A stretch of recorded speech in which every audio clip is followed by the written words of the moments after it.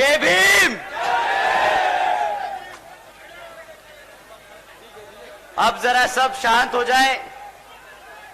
हमारे युवा साथी में बहुत जोश है, मैं समझ सकता हूं, परंतु आप सब जरा शांत हो जाए। यहाँ पे पीछे हमारे सभी बड़े बुजुर्ग भी बहुत देर से बड़े प्यार से इंतजार कर रहे हैं।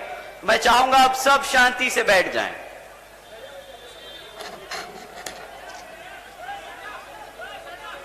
साथियों, सबसे पहले मैं आज हमारे सभी मुसलमान भाइयों बहनों, बड़े बुजुर्ग, माताओं, आप सभी को ईद की मुबारकबाद देना चाहता हूं। साथ ही साथ आज महात्मा ज्योतिबा फूले जी की भी जयंती है, तो उनको भी मैं कोटि कोटि नमन करता हूं। आप सब इतनी देर से, इतनी गर्मी में हम सबका इंतजार कर रहे थे, इतनी देर से आप हमारा इंतजार कर रहे थे और हमें सुनने आए। तुम्हारे जितने भी यहां मौजूद सभी छोटे बड़े, हमारे सभी युवा साथी, हमारे सभी बड़े बुजुर्ग, हमारी सभी माताएं बहनें, आप सभी को मैं तहे दिल से धन्यवाद करता हूं। आज इस सभा को सफल करने में यहां हमारे सभी मंडल से लेके बूथ स्तर तक के कार्यकर्ता पदाधिकारियों का भी मैं तहे दिल से धन्यवाद करता हूं और मंच पर मौजूद हमारे सभी नेतागणों का भी धन्यवाद करता हूं।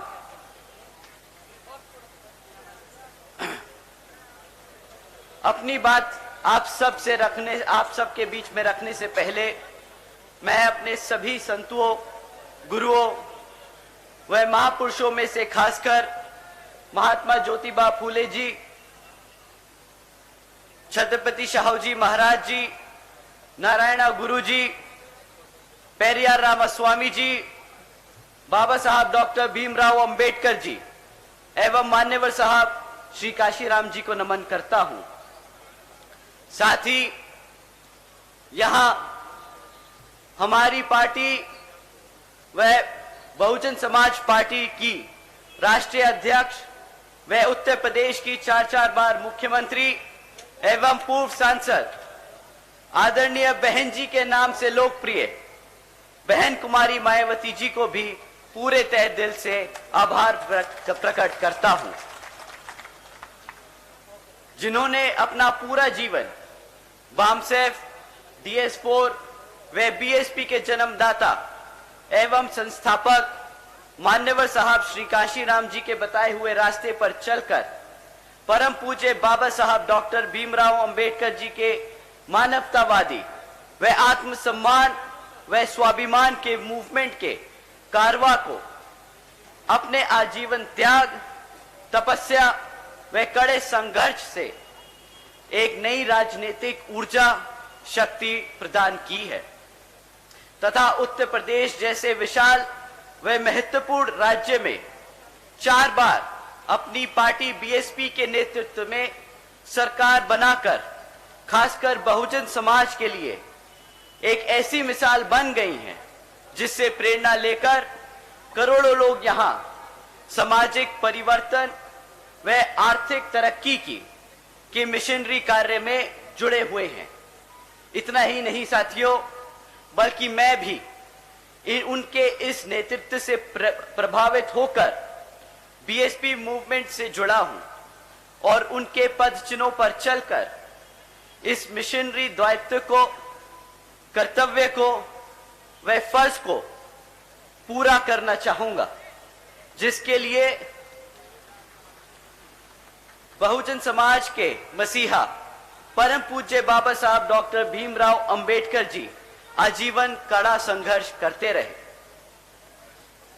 साथियों, जैसा कि आप सब जानते हैं कि लोकसभा के आम चुनाव के बीच में हम सब हैं, परंतु अपनी चुनावी मुद्दों को आपके बीच में रखने से पहले मैं हमारे पार्टी के कुछ मुद्दे आपके बीच में रखना चाहूंगा। अगर यहां पे हमारा समाज, हमारा परिवार हमें इजाजत दे तो, आप लोगों की सहमति है तो मैं अपनी बात आप लोगों के बीच में रखूंगा। साथियों, जैसा कि आप जानते हैं, विरोधी दल चुनावी दौर में नहीं बल्कि हर एक वक्त हमारे मूवमेंट, हमारी बहुजन समाज पार्टी को गुमराह करने के लिए, उसको तबाह करने के लिए हमारे कार्यकर्ता, हमारे युवा साथी, हमारे सभी समर्थकों को गुमराह करने के लिए साम दाम दंड भेद का इस्तेमाल करते रहते हैं। इसमें से सबसे एक बहुत जरूरी चीज मैं आप लोगों के बीच में आज रखना चाहूंगा। साथियों, दुश्मन कभी भी सामने से आके वार नहीं करता, हम पे डरता है, इसलिए हमें कभी सामने से आके चुनौती नहीं देता, परंतु वो एक नई तकनीक इस्तेमाल करता है। जैसे इंडियन फोर्स स्लीपर सेल्स बोलती है ना, वैसे ही ये दुश्मन, वैसे ही ये विरोधी पार्टियां हमारे समर्थकों, हमारे कार्यकर्ता, हमारे लोगों के बीच में ये बहरूपिये भेजते हैं। ये बहरूपिये भेजते हैं और हमारे समाज के लोगों को अंदर से तोड़ने की कोशिश करते हैं। ये लोग किस रूप में आते हैं, आप लोग उन्हें कैसे पहचानेंगे, मैं आपको बताना चाहूंगा। हमारे युवा साथियों को स्पेशली आप लोग ध्यान से सुनिएगा। आप लोगों में गर्म जोश बहुत है और मुझे वो बहुत अच्छा लगता है।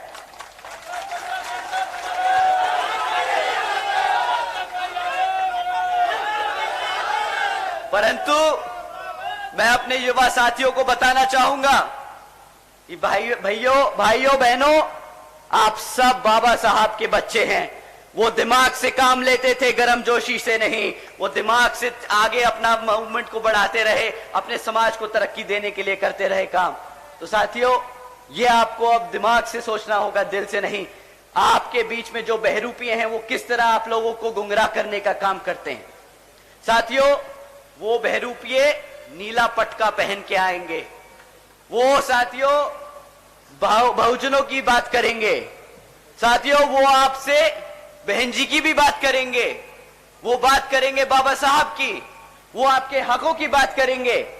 परंतु साथियों, जब बात वोट डालने की आए, जब बात आपके साथ संघर्षों में खड़े होने की आए, तब वो आपकी नहीं, आपके अपने नेता की नहीं, विरोधी पार्टियों के नेताओं की बात करेंगे। बताएंगे किस तरह कांग्रेस, बीजेपी, उनके छोड़े हुए चमचा लोग, वो किस तरह उनके नेता है। साथियों, आप लोगों को ऐसे लोगों से बचकर रहना होगा। और ये बहरूपिये ऊपर से लेके नीचे तक हर स्तर पर मिलेंगे, हर मोड़ पर मिलेंगे आपको गुमराह करने के लिए। तो कभी कोई बहरूपिया आपको कार्यकर्ता के रूप में दिख जाए, कोई बहरूपिया आपको पदाधिकारी के रूप में मिल जाए। परंतु साथियों, आप इन बहरूपियों को पहचान कर इनको सतर्क ना करना, इनको कभी मत पहचानना, इन्हें कभी मत बताना कि आप इन्हें पहचान चुके हो। क्योंकि साथियों, आपको अगर आपने इनको बता दिया कि भाई तुम धोखेबाज, तुम गद्दार, जो हमारे बहुजन समाज को कमजोर करने के लिए यहां बीच में बैठे हो, तो ये साथियों सतर्क हो जाएंगे, ये अपना रूप बदल लेंगे, फिर से यहां से उठ के दूसरी जगह चले जाएंगे। तो आप लोगों को इनसे संभल कर रहना होगा। साथियों, इन्हीं कुछ मुद्दों को इन लोगों ने पिछले कुछ सालों से हमारे कार्यकर्ताओं के बीच में फैलाने का काम किया है, ऐसे ही गुमराह करने का काम किया है। इसमें से एक सबसे इंपॉर्टेंट, सबसे जरूरी मुद्दा किताबों का है। बहुत से नेता लोग डरते हैं बोलने में किताब, परंतु मुझे गर्व है कि मेरी पार्टी, हमारी बहुजन समाज पार्टी किसी धरना सेठ के पैसे पे नहीं, अपने कार्यकर्ता के धन से चलती है। साथियों, आप जानते होंगे इलेक्टोरल बॉन्ड्स के बारे में, आप लोगों ने उसकी खबरें जरूर सुनी होगी। अगर नहीं सुनी तो मैं आपको कुछ इंपॉर्टेंट, कुछ जरूरी बातें उसके बारे में बताता हूं। साथियों, पिछले 6 सालों में इन इलेक्टरल बॉन्ड्स के द्वारा 25 राजनीतिक दलों ने 16,500 करोड़ रुपए चंदा लिया है। 16,500 करोड़ रुपए अपने राजनीतिक दलों को चलाने के लिए। परंतु इन 25 राजनीतिक दलों में सब लोगों का नाम निकला। बीजेपी का नाम निकला, कांग्रेस का नाम निकला, हमारे समाजवादी पार्टी लोगों का नाम निकला, परंतु एक पार्टी थी जिसका नाम नहीं था।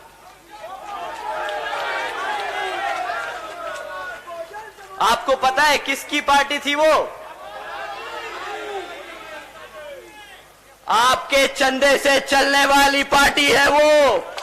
आपकी अपनी बहुजन समाज पार्टी है वो। साथियों, बहुजन समाज पार्टी ने कभी नहीं किसी धरना सेठ से 1 रुपया लिया, ना आज तक लिया है, ना आगे कभी लेगी। हमारे कार्यकर्ताओं के तन मन और धन से हम लड़ते आए हैं ये चुनाव, आज तक और आगे भी लड़ते रहेंगे। और मेरे को पता है हमारे लोग दबी आवाज में ही सही, पर आज मैं मन से बोलता हूं, अपने किताबों के बोझ को नहीं मानते। वो कहते हैं भैया ये किताबों का बोझ नहीं, ये किताब मेरा कर्तव्य है, क्योंकि इस किताब के बलबूते पे मेरा मूवमेंट आगे चलता है, बाबा साहब का मिशन आगे बढ़ता है, बहन जी के हम हाथ मजबूत करते हैं। तो साथियों, ये जो बहरूपिये, ये जो नीला पटका लगा के आपको भटकाने की कोशिश करते हैं, इन्हें अगली बारी सही में मुंह पे तमाचा लगा के बोलिएगा कि किताब कर्तव्य है मेरा, और तुम जैसे लोगों को हमें हमारे समाज में बीच में रहने की कोई जरूरत नहीं।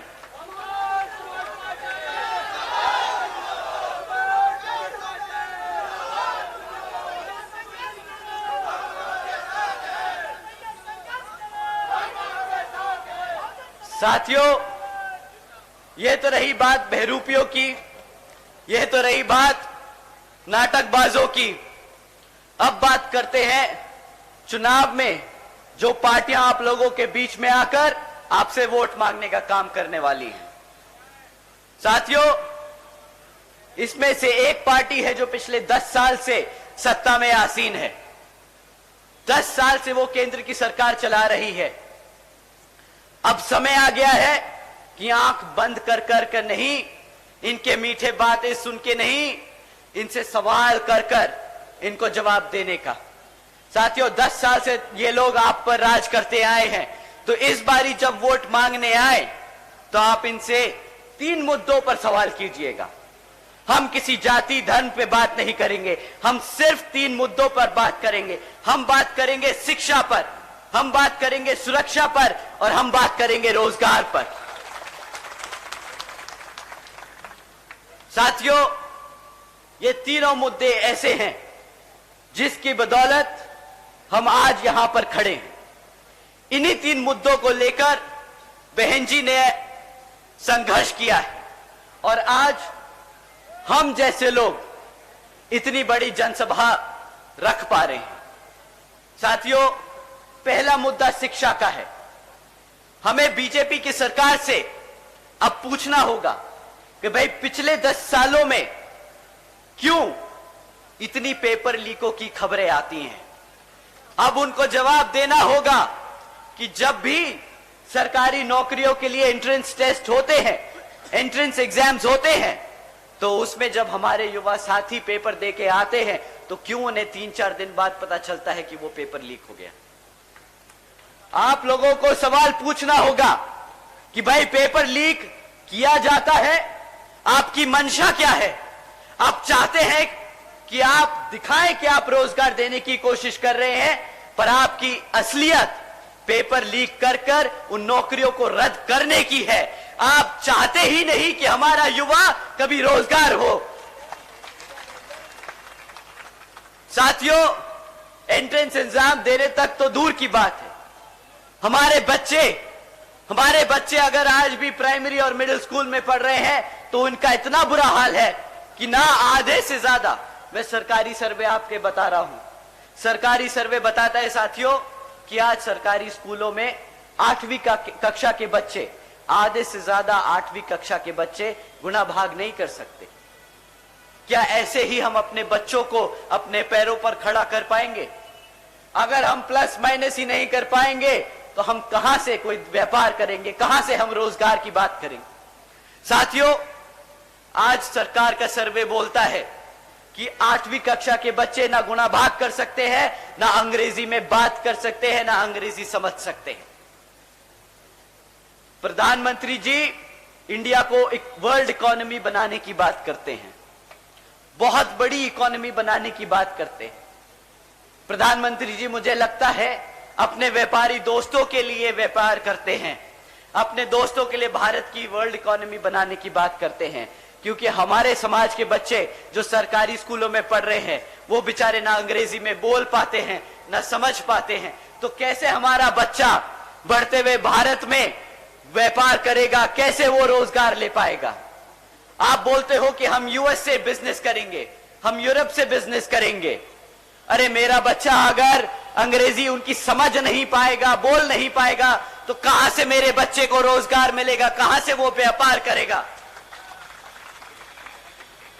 साथियों, ये लोग डिजिटल इंडिया की बात करते हैं।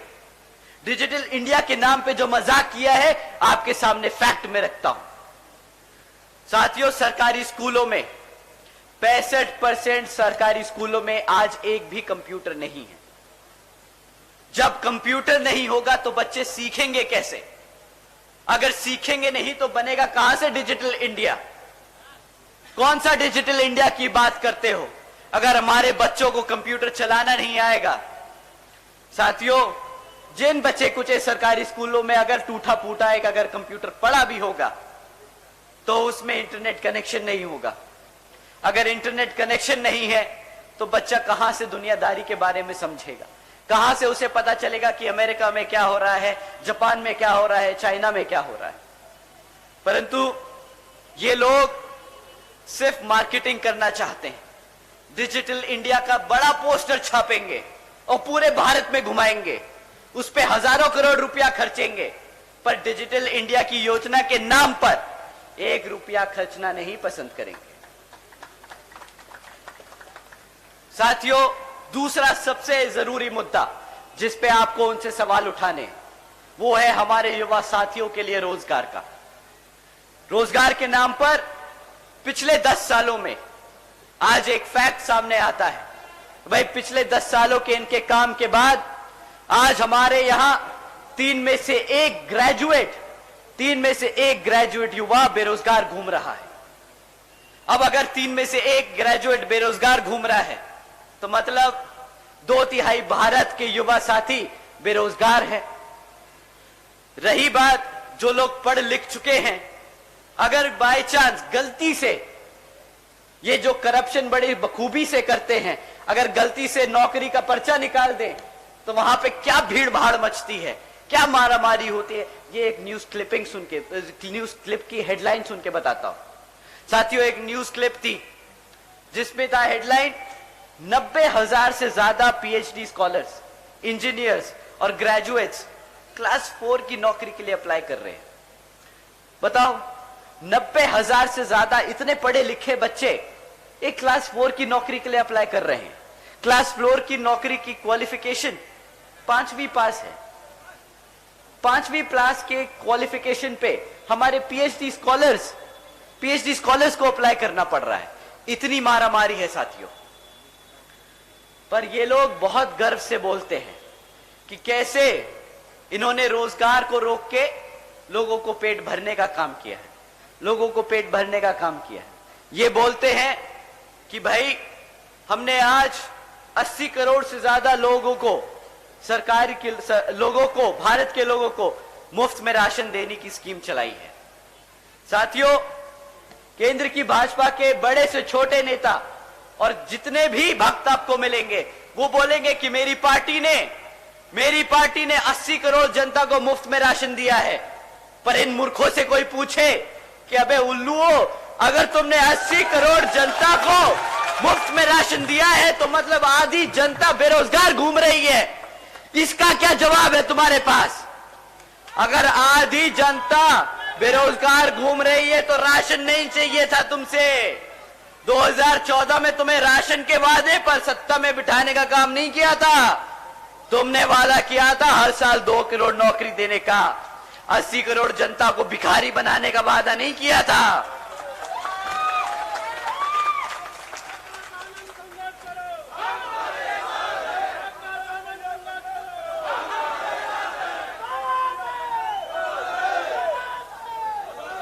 हमारे बुजुर्ग यहां बैठे हैं, मैं आपसे पूछता हूं सर, जब भाजपा सत्ता में आई थी 2014 में, तो उन्होंने भरोसा दिलाया था कि आपके बच्चों को रोजगार देंगे।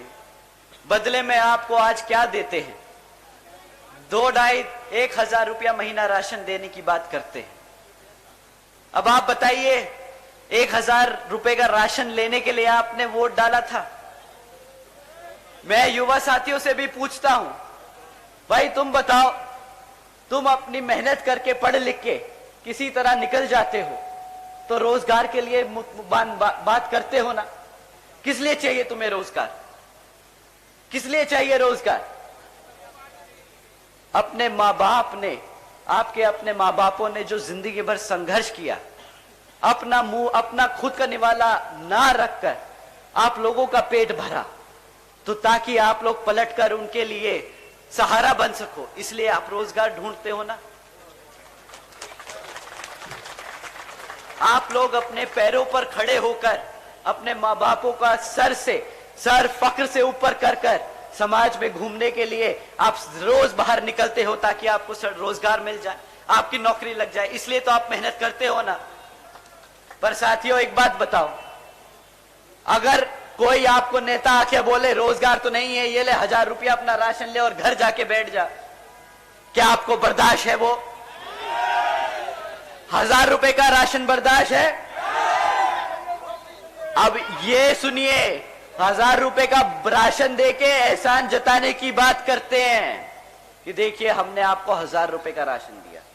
मैं अपने युवा साथियों से, मैं अपने बड़े बुजुर्गों से अब इस बार दरख्वास्त करूंगा कि अगली बार ये आप लोगों के बीच में आएंगे ना, तो ये जो आपको राशन का थैला थमाते हैं, वही खाली थैला इनके मुंह पे मार के भेज दीजिए। इनसे सवाल करना, मैंने तुम्हें 1,000 रुपये के राशन के लिए वोट नहीं डाला था, मैंने तुम्हें अपने पैरों पर खड़ा होकर नौकरी करके अपने मां बाप का सर फक्र से ऊपर उठाने के लिए वोट डाला था।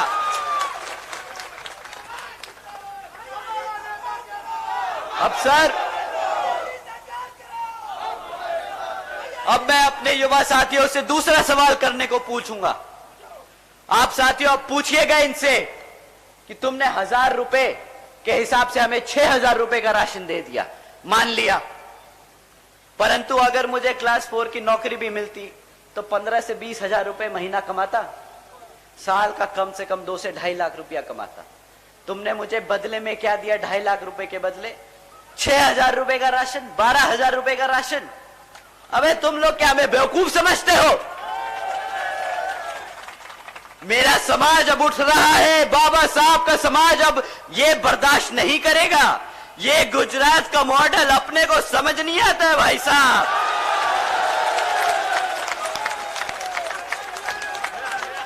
12,000 के बदले 2.5 लाख का चूना तुम गुजरात में लगाना, ये यूपी की जनता अपना हक मांगती है।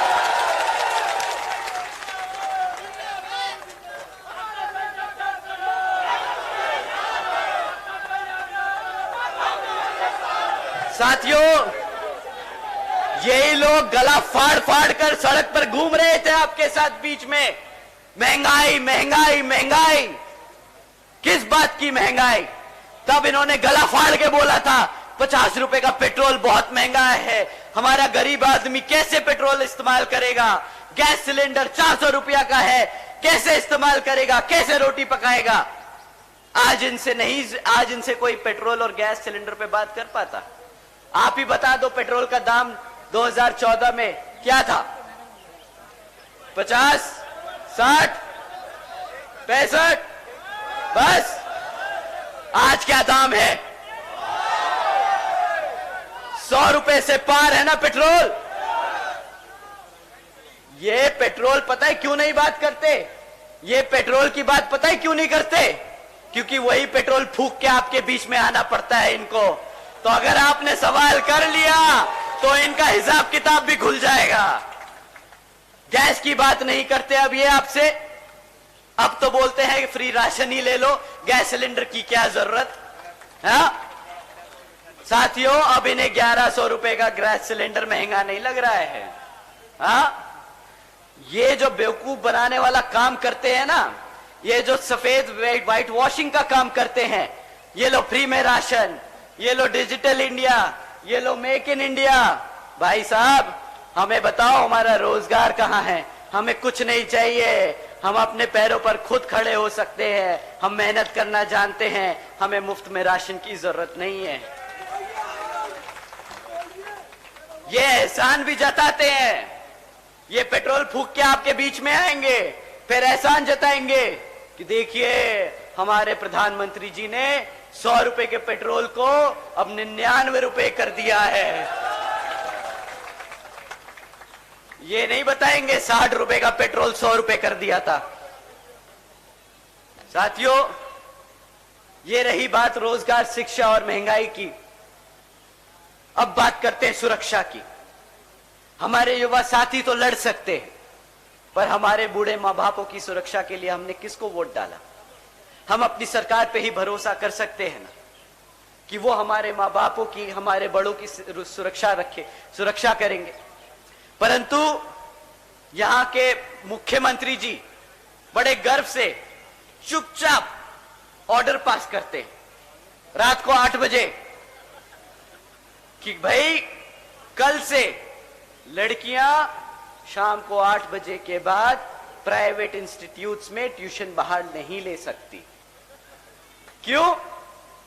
क्योंकि बेचारे हमारे मुख्यमंत्री जी इसकी गारंटी नहीं ले सकती कि भाई हमारी बेटियों को सुरक्षा दे सके, परंतु चौड़ के बहुत अच्छे से गर्व से घूम के बोलते हैं कि आज उत्तर प्रदेश में बच्चा बच्चा सुरक्षित है। अरे भैया, भूखा मार दिया, सुरक्षित बचा कहां से वो? दूसरी चीज जिस पे वो बहुत गर्व करते हैं कि हमारी सरकार बुलडोजर की सरकार है। भाई, कौन सी बुलडोजर की सरकार है आपकी? हमारे गरीबों की छत उखाड़ने की काम किया आपके बुलडोजरों ने। तो इस बात पे कोई गर्व करता है क्या? कोई मूर्ख नेता आके मंच पे बोलेगा मैंने तेरा घर उजाड़ दिया, मैं हूं बुलडोजर की सरकार? बताइए, ये कोई गर्व होने की बात है क्या?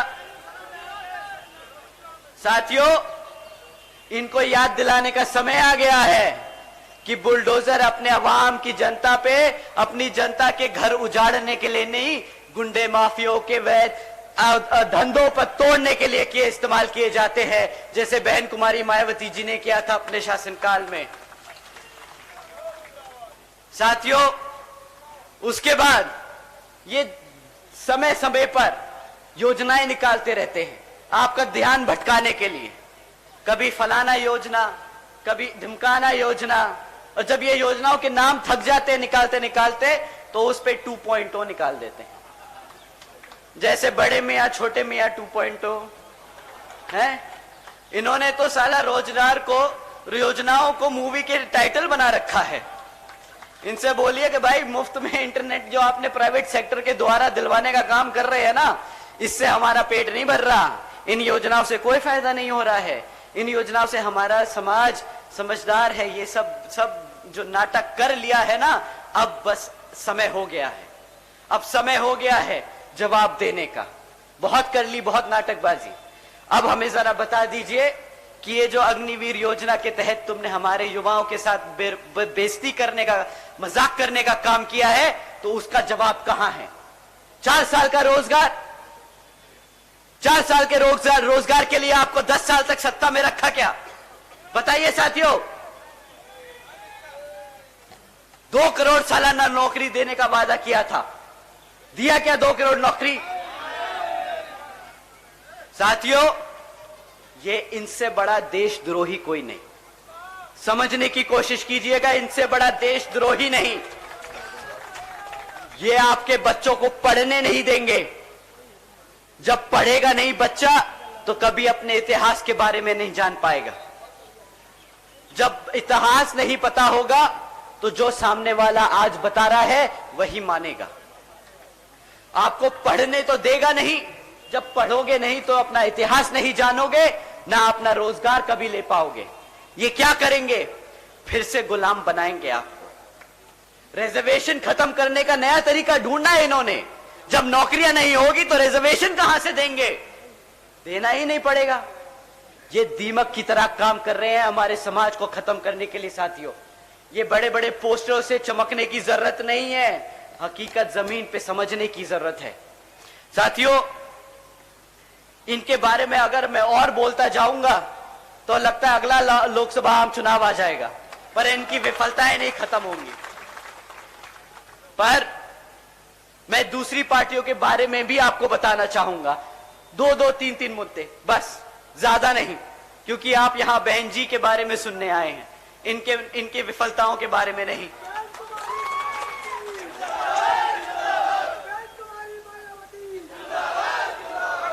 साथियों, 2012 में एक युवा नेता आए थे आप लोगों के बीच में, भरोसा आप सब ने जताया था, परंतु आज युवा मेरे को बोलता है YouTube पे, Facebook पे, मीटिंगों में, और मैं ये दोहराऊंगा, मुझे मना किया उन्होंने कि भैया ये हम आपसी की बात है, मंच पे से मत बोलिएगा, पर मैं जानना चाहूंगा, मैं अपने सभी युवा साथियों के साथ अपने बड़े बुजुर्गों को भी बताना चाहूंगा कि हमारा युवा कैसा परेशान है। वो बोलता है हंसी मजाक में कि भैया लाल टोपी पे साइकिल पे बैठकर आए थे, वो लाल टोपी खुद पहन के आए तो बस आखिर में टोपा हमें ही पहना गए। भैया साइकिल पे पहन के पूरा प्रदेश घूम लिए हैं, आज उस साइकिल में ना हवा है ना हमारे पेट में खाना है, पर इनसे भैया अगली बारी इनको वोट नहीं डालना है। आप लोगों को समझना होगा साथियों, ये लोग वैसे गद्दार हैं। अभी आप लोगों के सामने ये सबूत रखता हूं, हमारे मुसलमान भाई बहन यहां मौजूद हैं। पिछली बारी उन्होंने भी भरोसा किया था इन पर, और एक तरफा वोट डाला था, भरोसा करके वोट डाला था। पर आज जब हमारे मुसलमान समाज के ऊपर अत्याचार होता है तो इनके मुंह से एक चू नहीं निकलती है। बता दीजिए मेरे भाइयों बहनों कि क्या निकले इन्होंने एक बार भी क्या अपने समाज के लिए कुछ मुंह खोला क्या? परंतु साथियों, जब रिजर्वेशन इन प्रमोशन का बिल संसद में प्रेजेंट होता है तब इनका हाथ और मुंह सबसे तेज आगे चलता है, सबसे आगे बढ़कर ये बिल फाड़ने का काम करते हैं। साथियों, ऐसी पार्टियों को अपने बीच में घुसने मत देना। बहुत हो गया इनका भाषणबाजी, बहुत हो गया मौका, अब रिजल्ट चाहिए। भैया 5 साल के रिकॉर्ड के साथ हमसे बात करिए कि पिछले 5 साल में अपने शासनकाल में तुमने करा क्या हमारे लिए। साथियों, इसी क्रम में कांग्रेस पार्टी भी आपके बीच में आएगी कि आ चुकी है कि आगे चली जाएगी, उनका विचारों को अता पता नहीं। मणिपुर से निकले थे, कन्याकुमारी जा रहे हैं, किसके साथ किसके लिए पता ही नहीं। आजकल बोलते हैं भारत जोड़ो भारत जोड़ो। 60 साल दिया इस जनता ने इन्हें, 60 साल तक सत्ता में रखा, तब तो तुम लोगों ने भारत नहीं जोड़ पाए। आज जब तुम्हारी हालत इतनी खस्ता हो चुकी है तो तुम सड़क पर घूमकर भारत जोड़ो की बात करते हो। मेरा समाज भारत जोड़ो की बात नहीं करता। हमारा समाज रोजगार की बात करेगा, हमारा समाज आज की बात करेगा। बहुत हो गया, 60 साल बहुत लंबा समय होता है। अगर 60 साल में तुम ना काम कर पाए तो आज आगे भी 5 साल में नहीं कर पाओगे। हमारे बड़े बुजुर्ग बहुत अच्छे से बता के गए हैं कि बेटा एक बार गलती हो दूसरा मौका दे दो, 2 बार गलती हो तीसरा मौका दे दो, पर अगर तीसरी बार भी गलती करी तो वो गलती नहीं बेटा, धोखा है, धोखा। अब इनसे धोखा मत खाना। साथियों, अब बहन जी की बात करते। हमारी आदरणीय बहन कुमारी मायावती जी ने जो काम किए हैं, मैं चाहूंगा हमारे युवा साथी ध्यान से सुने, क्योंकि ये जो काम मैं आपको अब बता रहा हूं, ये काम हम दोबारा करेंगे और इसको दुगने स्तर पे करेंगे अगर आप हमें मौका देंगे। साथियों, बात करते हैं अपनी बहन बेटियों की शिक्षा, सुरक्षा और उनकी फाइनेंशियल सिक्योरिटी के लिए। साथियों, देश में पहली बार बहन जी ने एक योजना चलाई थी, महामाया गरीब बालिका आशीर्वाद योजना। हमारे बड़े बुजुर्गों के को उनके बारे में पता होगा। इस योजना के तहत साथियों, बहन जी ने 3,25,000 बच्चियों को उनके पैदा होने पर 1 लाख रुपए देने का काम किया था। साथियों, इस योजना के तहत देश में पहली बार एक गरीब घर में पैदा हुई लड़की लखपति पैदा हुई थी। साथियों, बहन जी ने इस योजना के तहत 3,25,000 करोड़ रुपए अपनी बच्चियों को देने का काम किया है। इसे मुफ्त में राशन नहीं, इसे अपने पैरों पर खड़े होने के लिए अपने पैरों पे खड़े होने के लिए अवसर कहते हैं। साथ ही में साथियों, बहन जी ने सावित्रीबाई फुले का आशीर्वाद योजना भी चलाई थी। इसके तहत बहन जी ने अपनी बच्चियों को 12वीं तक की शिक्षा मुफ्त में देने का काम किया था।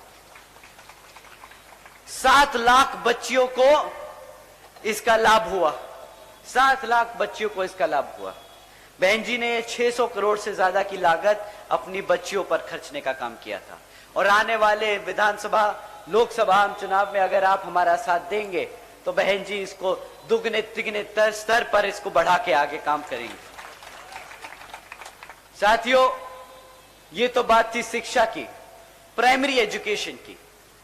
उसके बाद हम ग्रेजुएशन लेवल की एजुकेशन के बारे में बात करते हैं। साथियों, बहन जी ने प्रदेश के व्यवसायिक technical institutes, engineering colleges, polytechnic एवं इंडस्ट्रियल ट्रेनिंग इंस्टीट्यूट्स में हमारे अन्य पिछड़े वर्गों के छात्रों के लिए 27वीं सदी आरक्षण की व्यवस्था तय की थी। उन्होंने अपने पिछड़े समाज को लेकर पढ़ाई लिखाई में आगे बढ़ाने का काम किया था। आज की डेट में प्रधानमंत्री से लेके भाजपा का छोटे से छोटा नेता या भक्त आपके बीच में खड़े होकर यह नहीं बता सकता कि उसने पिछड़े समाज के लिए क्या काम किया है, कैसे उसे पढ़ाने का लिखाने का काम किया है। परंतु हमारे पास रिकॉर्ड है, हमारी नीतियां हैं, हमारे पास डेटा है बताने के लिए। साथियों, इसी क्रम में बहन जी ने खाली सीटों में आरक्षण नहीं किया था, बल्कि सरकारी कॉलेजेस के हॉस्टल्स में भी 27% आरक्षण देने का काम किया था अपने पिछड़े वर्ग के भाइयों बहनों के लिए। इसी के साथ साथ बहन जी के गवर्नेंस मॉडल के तहत चलकर बसपा की सरकार ने प्रदेश में अपने शासनकाल में 12,500 करोड़ से 12,500 करोड़ की लागत से हमारे सभी SC, ST, OBC व आदिवासी समाज के 3,50,000 से ज्यादा परिवारों को महामाया आवास योजना के तहत अपना खुद का घर देने का काम किया। बुलडोजर नहीं चलाया, इसका प्रचार नहीं किया। उन्होंने अपने परिवार को, अपने समाज को घर देने का काम किया। साथियों, नेता, एक लीडर ऐसा होता है जो अपनी आवाम के लिए परेशान हो दिन रात, अपनी आवाम के लिए सोचे, अपने समाज के लिए काम करे। वो ये काम करके दिखा चुके हैं। और अगर आप लोग दोबारा मौका देंगे तो आने वाले लोकसभा चुनाव में अगर आप उन्हें प्रधानमंत्री बनाकर पार्लियामेंट में भेजने का काम करेंगे तो यही योजनाएं पूरे देश में लागू करने का बहन जी काम करेंगी। साथियों, यही नहीं बल्कि बहन जी की सरकार में कृषि एवं संबंधित कार्यों में मिनिमम डेली वेजेस को 55 रुपए से बढ़ाकर 100 रुपए प्रतिदिन करने का बहन जी ने काम किया था। और साथियों, पिछड़े वर्ग के लोगों की क्रीमी लेयर की वार्षिक आय को 3 लाख रुपए से बढ़ाकर 5 लाख रुपए करने का भी काम किया था। यही नहीं बल्कि अपने सरकार के दौरान बहन जी ने 90,000 से ज्यादा शिक्षकों को सरकारी नौकरी देने का काम किया। 1 लाख से अधिक सफाई कर्मचारियों को रोजगार दिया। 2 लाख से अधिक पुलिस फोर्स में भर्ती की। 6 लाख से अधिक हमारे सभी अपर कास्ट के समाज में से सभी जरूरतमंद लोगों को सरकारी नौकरी देने का काम किया। साथियों, यही नहीं, सबसे पहले जो बैकलॉग की नौकरियों को भरने का, बड़े स्तर पर भरने का काम बहन जी की सरकार में हुआ। साथियों, अब मैं आप लोगों का और ज्यादा समय ना लेते हुए मैं आपसे सिर्फ एक दरख्वास्त करता हूं कि आने वाले लोकसभा चुनाव में आप पहले तो ये बहरूपियों से संभाल कर रहेंगे। दूसरा, विपक्षी दल जब आपके बीच में आए तो वही जो खाली राशन आपको देके गए हैं, वही खाली राशन का थैला उनको थमा के वापस भेजे। और यहां पर जो आपके क्षेत्र में बीएसपी के प्रत्याशी हैं, आप उनको वोटिंग मशीन पे हाथी वाला निशान का बटन दबाकर यहां पर विजय बनाकर बहन जी को प्रधानमंत्री बनाने का काम करें। और ये हमारे लिए नहीं, आप अपने समाज के लिए काम करेंगे। साथियों, आप अपनी बात यही समाप्त करते हुए मैं आप लोगों से रजा लेता हूं। जय भीम, जय भारत।